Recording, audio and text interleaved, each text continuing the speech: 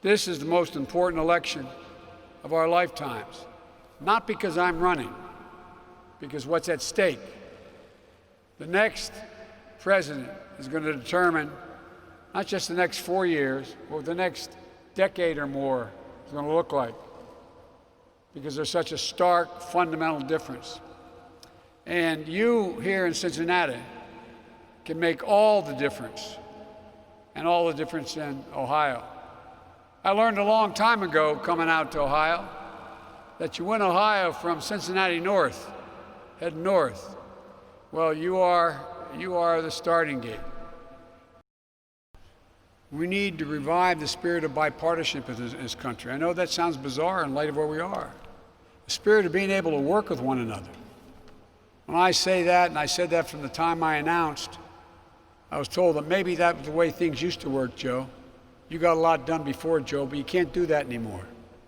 Well, I'm here to tell you and say we can. I'm running as a proud Democrat, but I will govern as an American president. There will be no blue states and red states with me. It's one America. I'll work with Democrats and Republicans. I'll work as hard for those who vote against me as those who voted for me.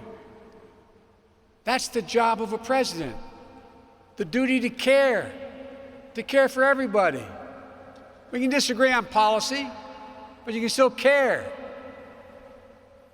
And you too have a sacred duty, in my humble opinion, as my friend John Lewis said before he died and while he was alive.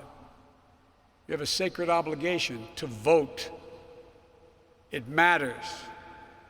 Ohio matters. More and more women are dropping out of the workforce in this recession, whether in a city or in the suburbs. I have a plan to deal with this pandemic responsibly. Testing, tracing, masking, not politicizing the race for a vaccine. Plan for its safe and equitable distribution. Providing funding for PPE, the protective equipment, and other resources for schools and businesses to be able to reopen safely. If you notice, the president said when he was asked about his responsibility, he said, "I take no responsibility." That was a quote. I take no responsibility. No national standard has been set by this administration. I'm saddened to hear one of my baseball heroes, Joe Morgan, second baseman, Reds legend, Hall of Famer, a good man, passed away. And my condolences to the Morgan family and his teammates, and to his fans here in Cincinnati and all across the country.